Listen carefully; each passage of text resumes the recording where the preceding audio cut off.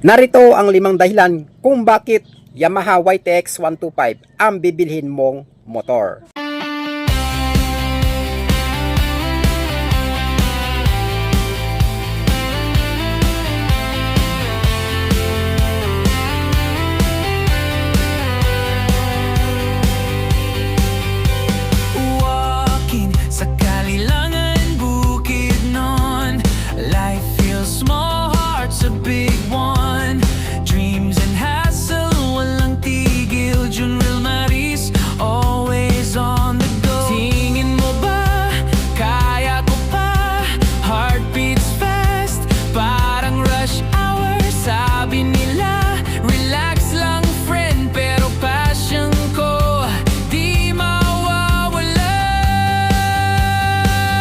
Narito ang 5 dahilan kung bakit Yamaha YTX 125 ang bibilhin mong motor.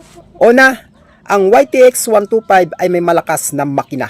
Meron itong 125cc displacement, naka 4-stroke, naka single overhead cam, naka single cylinder, at ito ay carburetor type system pa lamang. So, napakadali nito pagdating sa kanyang troubleshooting. So ito ay naka air-cooled system.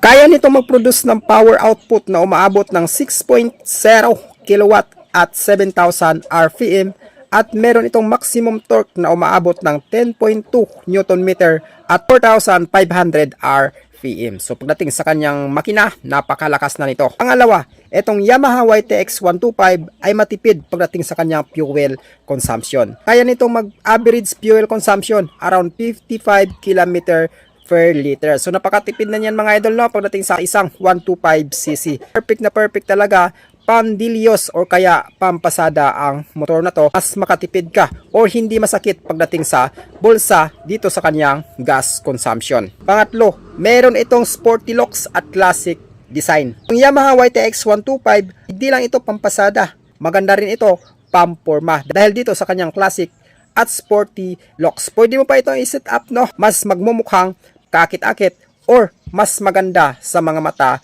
ng iba. Pang-apat na dahilan, itong Yamaha YTX 125 ay maraming piyesa pagdating sa kanyang aftermarket. So ito talaga ang pinaka-importante kapag bumili ka ng isang motor at titingnan mo kung meron ba itong aftermarket na piyesa na pwede mong bilhin in case na masiraan ang motor mo. At pang-5 dahilan kung bakit YTX ang bibilhin mong motor, meron itong mababang presyo. Etong si YTX 125 ay nagkakahalaga lamang 58,600 pesos. Meron itong down payment na umaabot lamang ng 4,900 pesos. Pagdating sa kanyang monthly installment, napakababa lang ito, no? Sa 1 year niya is 5,810, sa 2 years niya is 3,445 at sa 3 years na 2,675.